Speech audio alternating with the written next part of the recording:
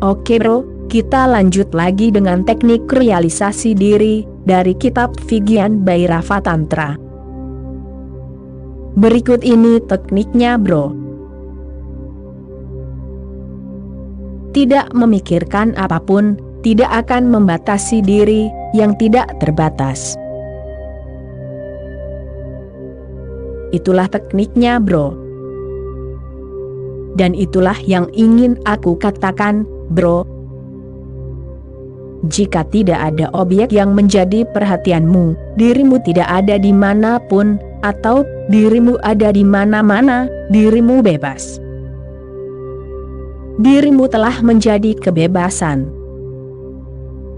Sutra ini mengatakan, tidak memikirkan apapun, atau tanpa memikirkan apapun, tidak akan membatasi diri yang tidak terbatas.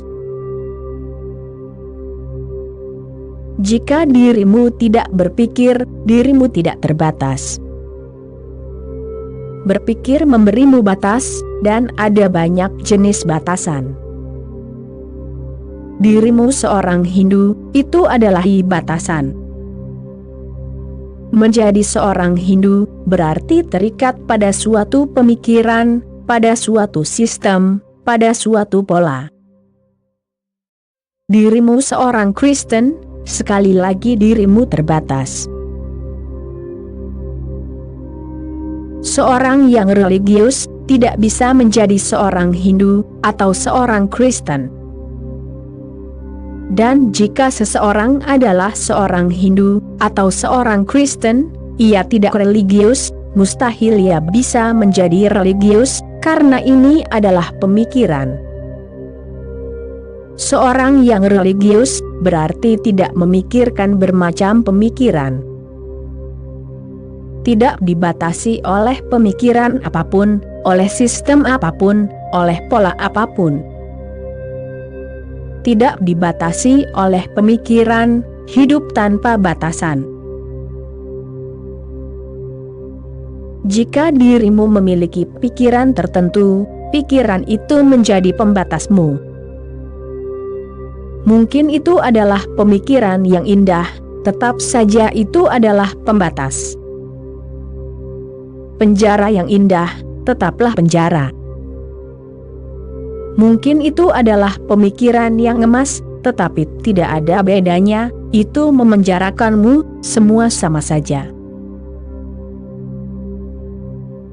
Setiap kali dirimu memiliki pemikiran, dan dirimu melekat padanya, dirimu selalu menentang seseorang, karena penghalang tidak akan ada, jika dirimu tidak menentang seseorang. Pikiran selalu merupakan prasangka. Selalu mendukung dan menentang. Aku pernah mendengar tentang seorang pria Kristen yang sangat religius, yang merupakan seorang petani miskin. Ia tergabung dalam serikat sahabat, ia seorang Quaker.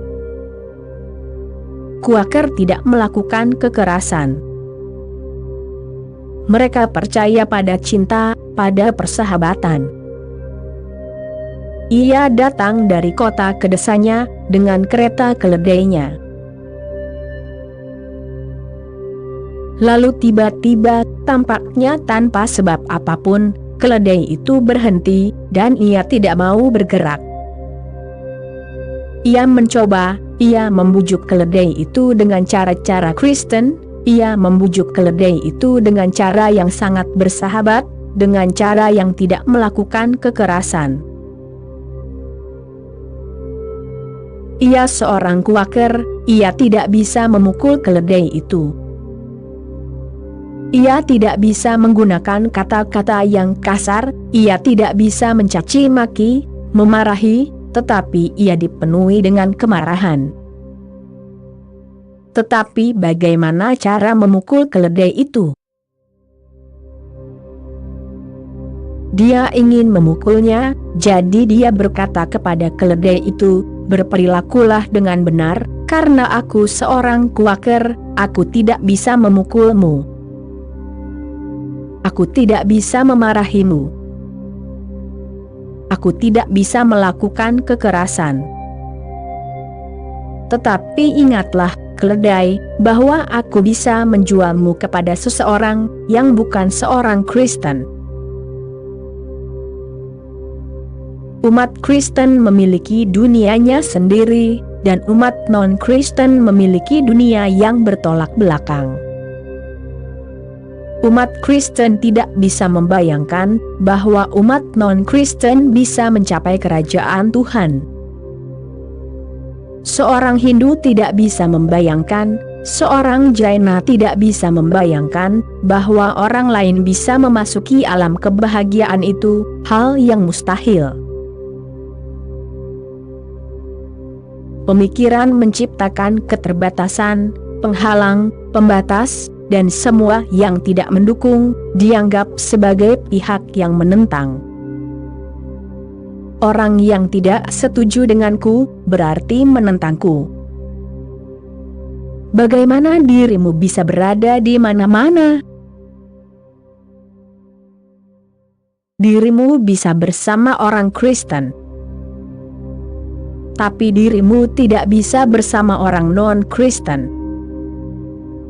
Dirimu bisa bersama orang Hindu, tetapi dirimu tidak bisa bersama orang non-Hindu, bersama orang Muslim.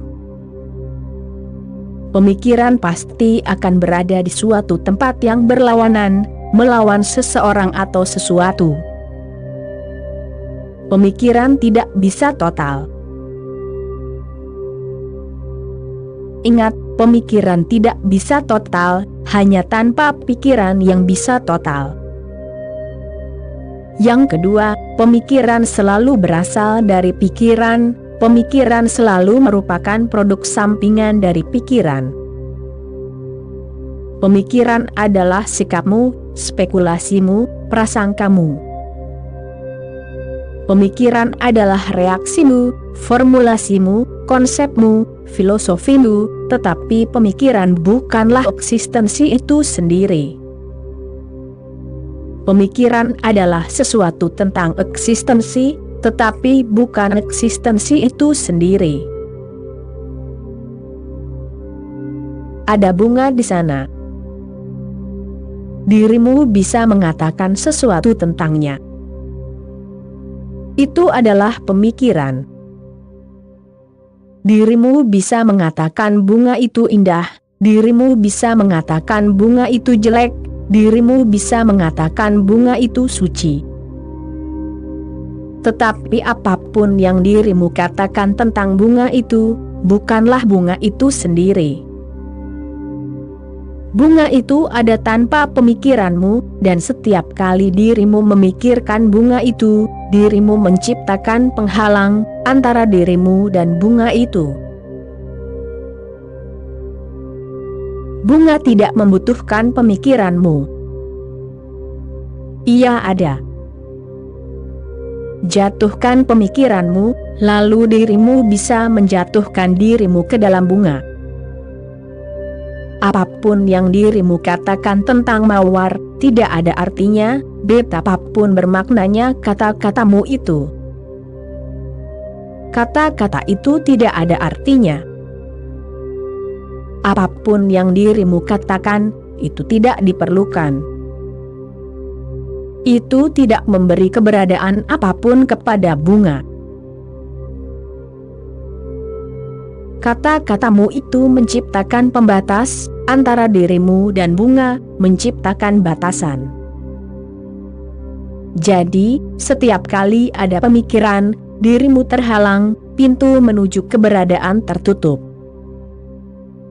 Sutra ini mengatakan, tidak memikirkan apapun, tidak akan membatasi diri yang tidak terbatas. Jika dirimu tidak berpikir, jika dirimu hanya ada, sepenuhnya waspada, sadar, tetapi tanpa awan pemikiran, dirimu tidak terbatas. Tubuh bukanlah satu-satunya tubuh. Tubuh yang lebih dalam adalah pikiran. Tubuh terdiri dari materi, pikiran juga terdiri dari materi, halus, lebih halus. tubuh adalah lapisan luar. Pikiran adalah lapisan dalam. Dan mudah untuk terlepas dari tubuh. Lebih sulit untuk terlepas dari pikiran, karena dengan pikiran, dirimu merasa lebih menjadi diri sendiri. Jika seseorang mengatakan bahwa tubuhmu terlihat sakit, dirimu tidak merasa tersinggung. Dirimu tidak begitu terikat dengan tubuh agak jauh darimu. Namun jika seseorang mengatakan pikiranmu tampak patologis, sakit, dirimu merasa tersinggung. Dia telah menghinamu. Dengan pikiran, dirimu lebih dekat. Jika seseorang mengatakan sesuatu tentang tubuhmu, dirimu bisa menerimanya. Jika seseorang mengatakan sesuatu tentang pikiranmu, mustahil untuk menerimanya, karena dia telah memukul lebih dalam. Pikiran adalah tubuh lapisan dalam. Pikiran dan tubuh bukanlah dua hal. Lapisan luar tubuhmu adalah tubuh, dan lapisan dalam adalah pikiran. Sama seperti dirimu memiliki sebuah rumah, dirimu bisa melihat rumah dari luar, dan dirimu bisa melihat rumah dari dalam. Dari luar, lapisan luar dinding yang akan terlihat. Sedangkan dari dalam, maka yang terlihat adalah lapisan dalam. Pikiran adalah lapisan dalammu. Pikiran lebih dekat denganmu, tetapi tetap merupakan tubuh. Dalam kematian, tubuh luarmu akan ditinggalkan, tetapi dirimu membawa lapisan dalam yang halus bersamamu.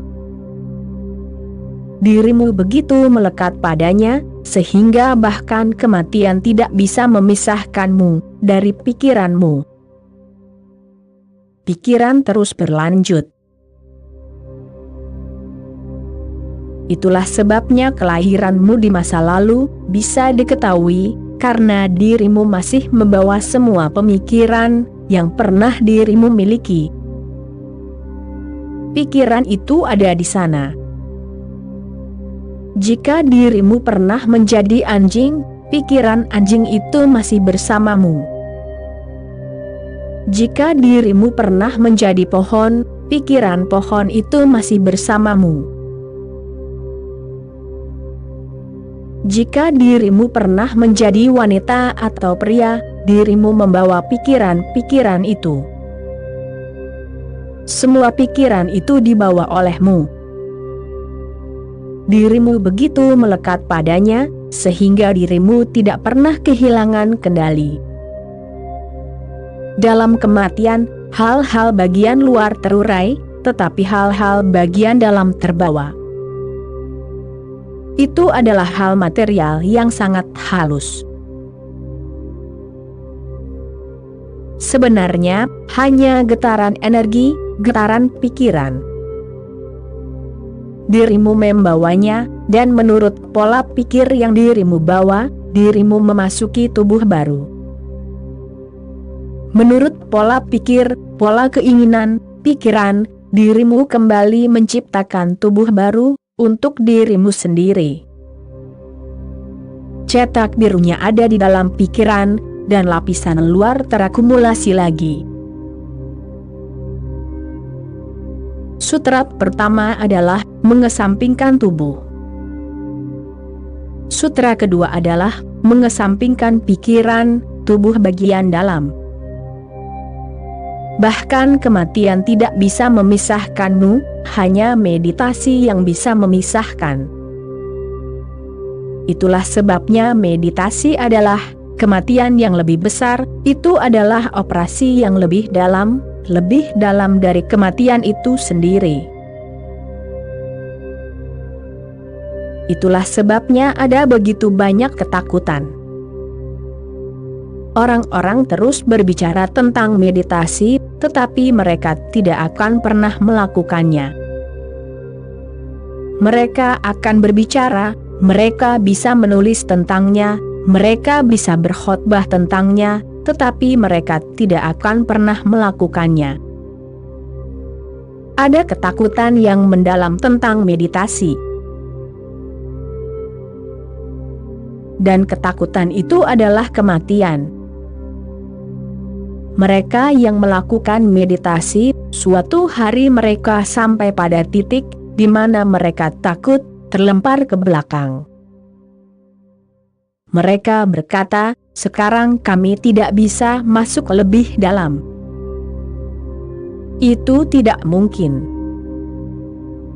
Tibalah saatnya seseorang merasa bahwa dirinya sedang sekarat. Dan titik itu adalah kematian yang lebih dalam daripada kematian apapun, karena sekarang yang terdalam sedang dipisahkan. Identitas terdalam sedang dihancurkan. Seseorang merasa bahwa dirinya sedang sekarat. Seseorang merasa sekarang dirinya sedang bergerak menuju ketiadaan. Jurang yang dalam terbuka, kekosongan tak terbatas terbuka. Seseorang takut berlari kembali untuk berpegangan pada tubuh, agar seseorang tidak terlempar, karena bumi di bawahnya sedang bergerak, sedang disingkirkan. Sebuah lembah terbuka, kehampaan. Jadi orang-orang, bahkan jika mereka mencoba, mereka selalu mencoba secara dangkal, mereka bermain dengan meditasi. Mereka secara tidak sadar menyadari bahwa jika mereka bergerak lebih dalam, mereka tidak akan ada lagi. Dan itu benar, ketakutan itu benar, dirimu tidak akan menjadi dirimu sendiri lagi. Begitu dirimu telah mengetahui jurang itu, sunyi itu, kekosongan itu, dirimu tidak akan sama lagi. Dirimu kembali, tetapi dirimu dibangkitkan sebagai manusia baru. Yang lama telah menghilang. Dirimu bahkan tidak bisa menemukan jejaknya, kemana ia pergi. Yang lama adalah identitas dengan pikiran. Sekarang dirimu tidak bisa diidentifikasi dengan pikiran. Sekarang dirimu bisa menggunakan pikiran, dirimu bisa menggunakan tubuh, tetapi mereka telah menjadi instrumen, dirimu berada di atas mereka. Apapun yang dirimu lakukan, dirimu bisa melakukannya, tetapi dirimu tidak menyatu dengan mereka. Ini memberi kebebasan. Tetapi ini hanya bisa terjadi ketika tidak memikirkan apapun. Ini sangat paradoks, tidak memikirkan apapun. Dirimu bisa memikirkan tentang berbagai hal. Bagaimana dirimu bisa tidak memikirkan apapun? Apa arti dari tidak memikirkan apapun ini? Dan bagaimana dirimu bisa memikirkannya? Setiap kali dirimu memikirkan sesuatu, sesuatu itu menjadi sesuatu, menjadi objek, menjadi pemikiran, dan pikiran adalah berbagai hal. Bagaimana dirimu bisa tidak memikirkan apapun? Dirimu tidak bisa, tetapi dalam upaya itu sendiri, upaya untuk tidak memikirkan apapun, pemikiran akan hilang, pemikiran akan terlarut. Dirimu mungkin pernah mendengar tentang Koan Zen. Master Zen memberikan teka-teki yang tidak masuk akal kepada pencari untuk dipikirkan, dan itu adalah sesuatu yang tidak bisa dipikirkan. itu diberikan dengan sengaja, hanya untuk berhenti berpikir. Misalnya, mereka berkata kepada pencari, pergi dan cari tahu, seperti apa wajah aslimu, wajah yang kamu miliki saat kamu belum lahir. Jangan pikirkan wajah yang kamu miliki ini, pikirkan wajah yang kamu miliki sebelum lahir. Nah, bagaimana dirimu bisa memikirkannya?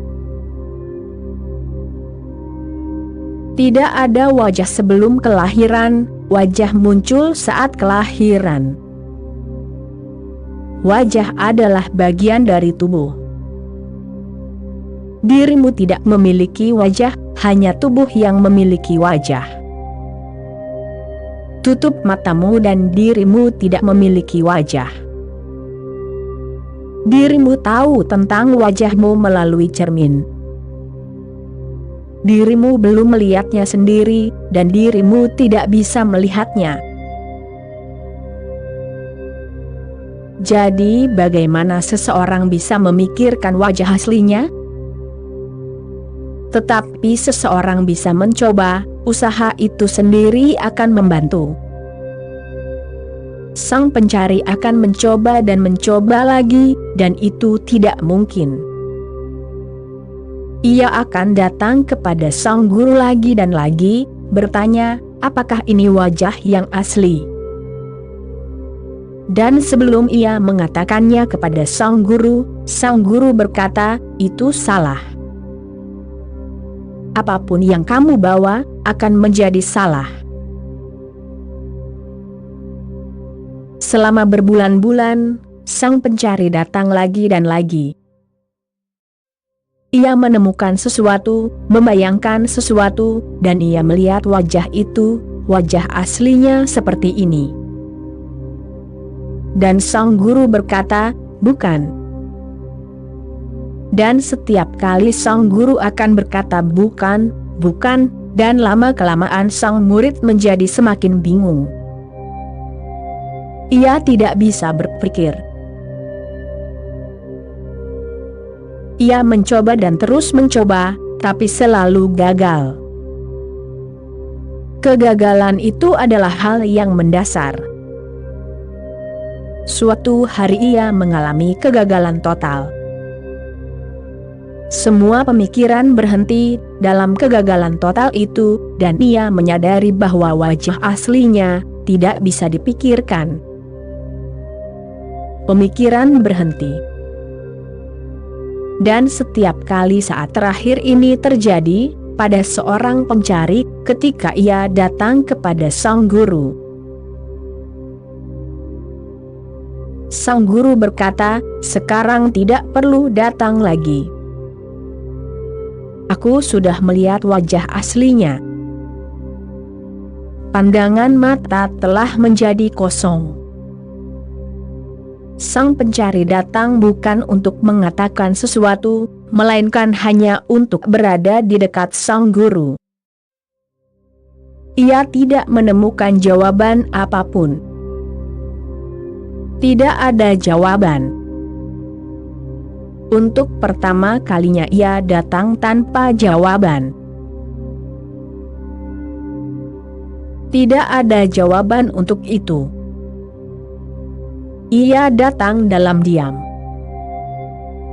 Sebelumnya, setiap kali ia datang, ia memiliki jawaban. Pemikiran itu ada di sana, ia dibatasi oleh pemikiran itu. Ia telah menemukan atau membayangkan suatu wajah. Ia dibatasi oleh wajah itu. Sekarang ia telah menjadi orisinal, sekarang tidak ada lagi batasan. Sekarang ia tidak memiliki wajah, tidak ada ide, tidak ada pemikiran. Ia telah datang tanpa pemikiran apapun. Inilah keadaan tanpa pikiran. Dalam kondisi tanpa pikiran ini, diri yang terbatas menjadi tidak terbatas. Batas-batasnya terlarut. Tiba-tiba dirimu ada di mana-mana, tiba-tiba dirimu menjadi semua orang. Tiba-tiba dirimu ada di pohon, di batu, di langit, di teman, dan di musuh. Tiba-tiba dirimu ada di mana-mana. Seluruh keberadaan telah menjadi cermin, dirimu ada di mana-mana, terpantul. Kondisi ini adalah kondisi nirwana. Sekarang tidak ada yang bisa mengganggumu, karena tidak ada yang lain kecuali dirimu. Sekarang tidak ada yang bisa menghancurkanmu, tidak ada yang lain kecuali dirimu. Sekarang tidak ada kematian, karena bahkan dalam kematian dirimu ada. Sekarang tidak ada yang menentangmu. Sendiri, dirimu ada. Kesendirian ini disebut Mahavira sebagai kaivalya, kesendirian total. Mengapa sendirian? Karena segala sesuatu terlibat, terserap, telah menjadi dirimu. Dirimu bisa mengekspresikan keadaan ini dengan dua cara. Dirimu bisa mengatakan, hanya aku yang ada. Aham Brahmasmi, aku adalah Tuhan, yang ilahi, yang total. Segala sesuatu telah datang kepadaku, semua sungai telah larut ke dalam lautanku. Hanya ada aku. Tidak ada yang lain selain aku. Mistikus Sufi mengatakan ini, dan umat Islam tidak pernah bisa memahami mengapa para Sufi mengatakan hal-hal seperti itu. Seorang Sufi berkata, tidak ada Tuhan. Hanya ada aku. Atau, aku adalah Tuhan. Ini adalah cara positif untuk mengatakan bahwa sekarang tidak ada pemisahan di sana. Buddha menggunakan cara negatif. Dia berkata, aku tidak ada lagi. Tidak ada apapun. Keduanya benar, karena ketika segala sesuatu termasuk ke dalam diriku, tidak ada gunanya menyebut diriku sendiri. Aku selalu berlawanan dengan dirimu. Dalam kaitannya dengan dirimu, aku bermakna. Ketika tidak ada dirimu, aku menjadi tidak berarti. Jadi Buddha berkata tidak ada aku, tidak ada apapun. Entah segalanya telah menjadi dirimu, atau dirimu telah menjadi ketiadaan, dan dirimu larut ke dalam segalanya. Kedua ungkapan itu benar. Tentu saja, tidak ada ungkapan yang sepenuhnya benar, itulah sebabnya ungkapan yang berlawanan selalu juga benar.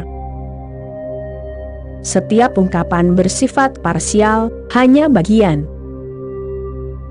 Itulah sebabnya ungkapan yang berlawanan juga benar, itu juga merupakan bagian darinya. Ingatlah ini. Apapun yang dirimu ungkapkan mungkin benar, dan kebalikannya juga mungkin benar, kebalikannya. Sungguh, itu pasti benar, karena setiap ungkapan hanyalah bagian. Dan ada dua jenis ekspresi. Dirimu bisa memilih yang positif, atau yang negatif. Jika dirimu memilih yang positif, yang negatif tampaknya tidak benar. Tidak demikian, yang negatif hanya saling melengkapi. Yang negatif tidak benar-benar bertentangan. Jadi, apakah dirimu mengatakan Brahma, yang total, atau dirimu mengatakan Nirwana, ketiadaan, keduanya sama saja. Keduanya menyiratkan pengalaman yang sama, dan pengalamannya adalah tidak memikirkan apapun, dirimu mengetahuinya. Beberapa hal mendasar harus dipahami tentang teknik ini. Pertama, dengan berpikir, dirimu menjadi terpisah dari keberadaan. Berpikir bukanlah hubungan, bukan jembatan, bukan komunikasi, melainkan penghalang. Tanpa berpikir, dirimu terhubung, terjembatani. Dirimu berada dalam persekutuan. Ketika dirimu berbicara dengan seseorang, dirimu tidak terhubung. Pembicaraan itu sendiri menjadi penghalang. Semakin banyak dirimu berbicara, semakin jauh dirimu terpisah. Jika dirimu bersama seseorang dalam keheningan, dirimu terhubung. Jika keheningan itu benar-benar mendalam, dan tidak ada pemikiran dalam benakmu, dan kedua pikiran itu benar-benar hening, dirimu adalah satu. Dua angka 0 tidak bisa menjadi dua. Dua angka 0 menjadi satu. Jika dirimu menambahkan dua angka 0, angka tersebut tidak menjadi dua, melainkan menjadi angka 0 yang lebih besar, 1. Dan, sebenarnya, angka 0 tidak bisa lebih besar, atau lebih kecil. Angka 0 hanyalah angka 0. Dirimu tidak bisa menambahkan sesuatu padanya. Dirimu tidak bisa mengurangi sesuatu darinya. Angka 0 adalah keseluruhan. Setiap kali dirimu diam dengan seseorang, dirimu adalah satu. Ketika dirimu diam dengan keberadaan, dirimu adalah satu dengannya. Teknik ini mengatakan, diamlah dengan keberadaan, dan kemudian dirimu akan tahu apa itu Tuhan. Hanya ada satu dialog dengan keberadaan, dan itu adalah dalam keheningan. Jika dirimu berbicara dengan keberadaan, dirimu akan kehilangan kesempatan. Kemudian dirimu akan terbungkus dalam pemikiranmu sendiri. Cobalah ini sebagai percobaan. Cobalah dengan apapun sebagai percobaan, bahkan dengan batu. Diamlah dengannya, pegang batu itu di tanganmu dan diamlah, dan akan terjadi persekutuan. Dirimu akan bergerak jauh ke dalam batu itu, dan batu itu akan bergerak jauh ke dalam dirimu. Rahasiamu akan terungkap kepada batu itu, dan batu itu akan mengungkapkan rahasianya kepadamu. Namun dirimu tidak bisa menggunakan bahasa dengannya. Batu itu tidak mengenal bahasa apapun. Karena dirimu menggunakan bahasa, dirimu tidak bisa berhubungan dengannya. Dan manusia telah kehilangan keheningan sepenuhnya. Ketika dirimu tidak melakukan apapun, maka dirimu juga tidak diam. Pikiran terus melakukan sesuatu. Karena pembicaraan batin yang terus-menerus ini, ocehan batin yang terus-menerus ini, dirimu tidak terhubung dengan apapun.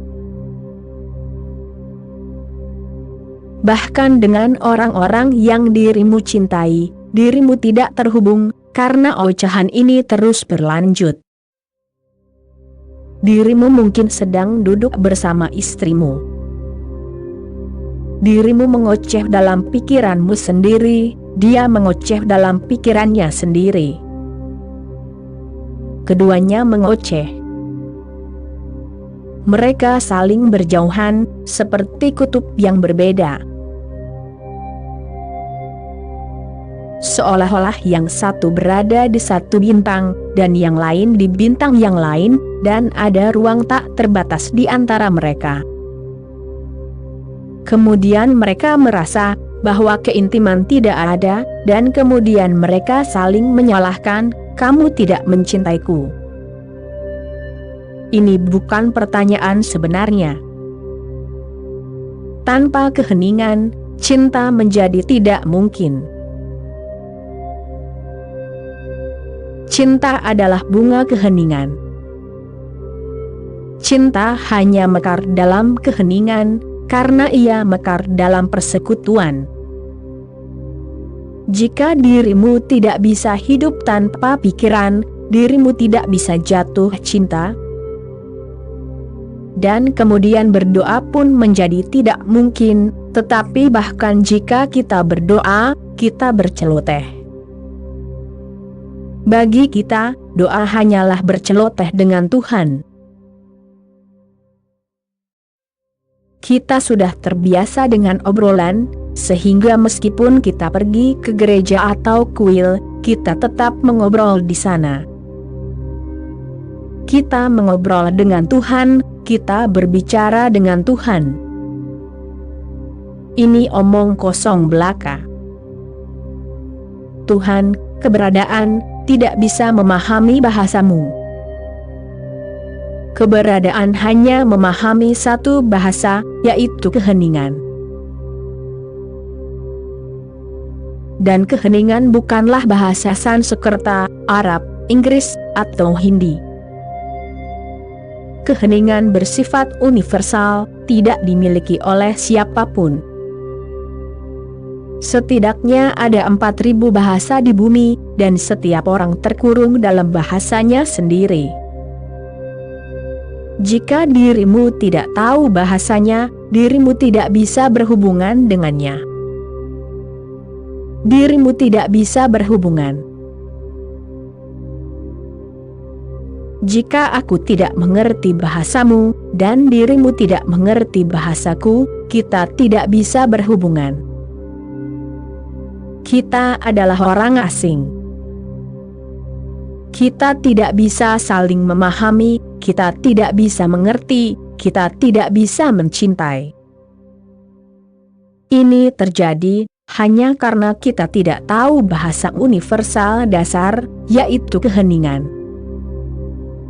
Sungguh, hanya melalui keheninganlah seseorang bisa terhubung.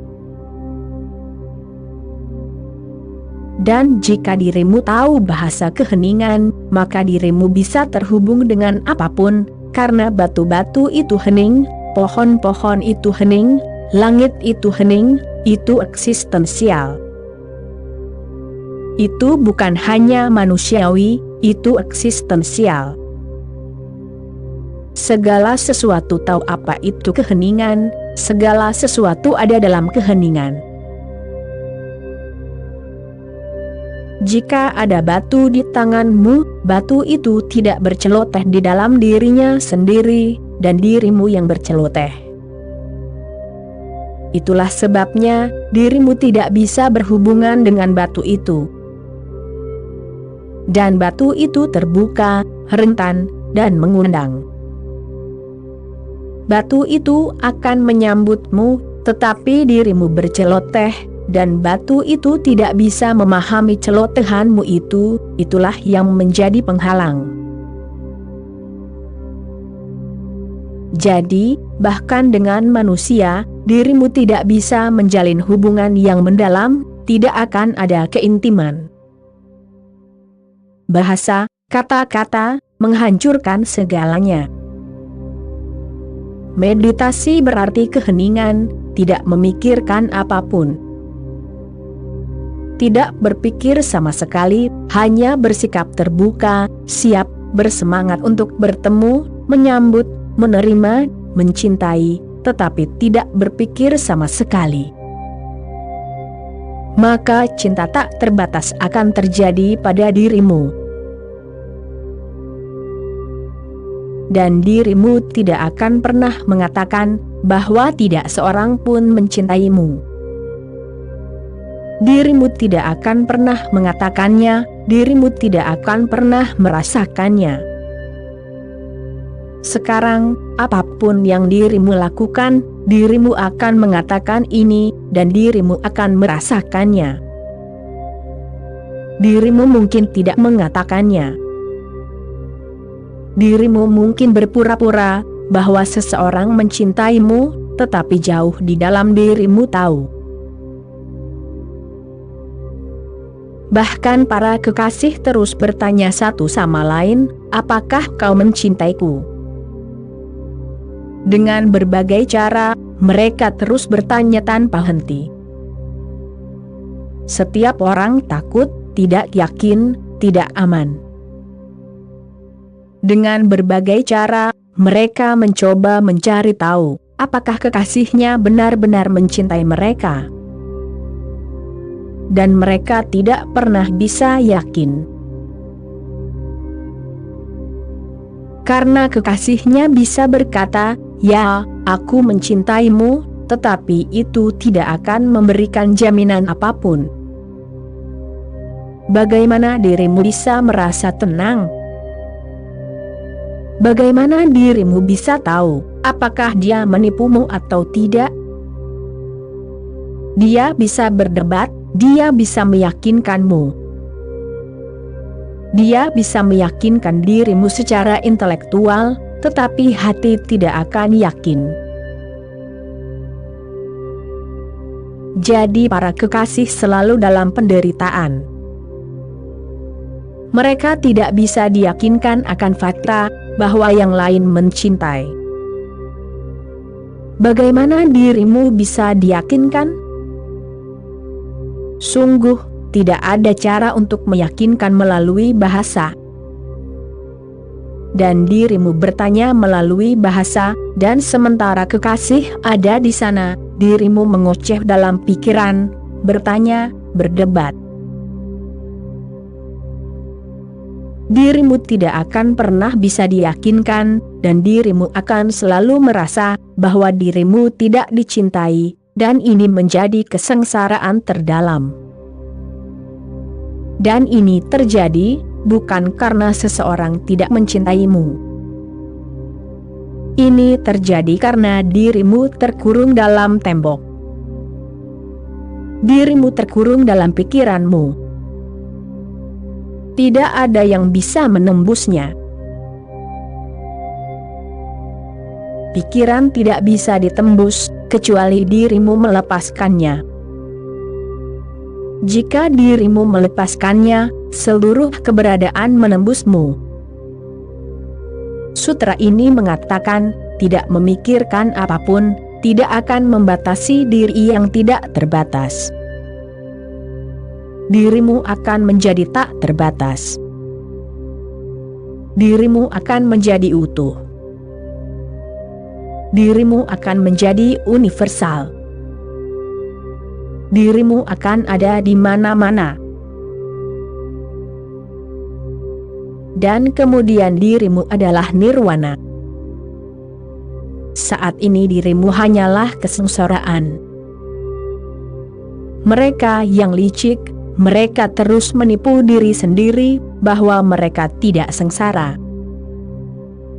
Atau mereka terus berharap bahwa sesuatu akan berubah, sesuatu akan terjadi, dan mereka akan meraihnya di akhir kehidupan. Tetapi dirimu sengsara.